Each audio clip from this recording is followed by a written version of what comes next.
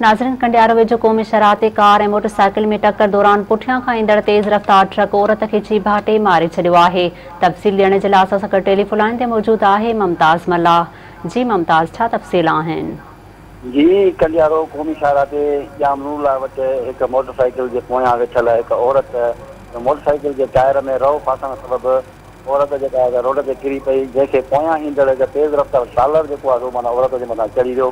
जंहिं सबबि औरत मौक़े ते ई चिभाट जी फोत थी वई आहे। औरत जी जेका सुञाणप थी आहे उहा 45 साला कंडियारो वासिन हबीबा ख़ातून मंगरियो औरत थी आहे। जॾहिं त हादसे जो इतला मिलंदे ई औरत जा जेके वारस आहिनि ऐं कंडियारो पुलिस हादसे वारे हंधि पहुची लाश जेको आहे तालका अस्पताल कंडियारो पहुचायो आहे।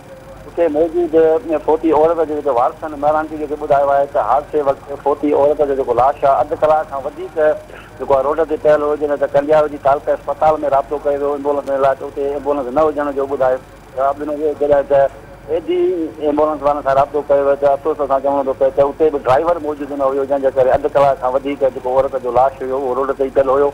हिन वक़्तु औरत जो जेको लाश आहे उहो ज़रूरी कार्रवाई खां पोइ संदन वारसनि हवाले कयो वियो आहे।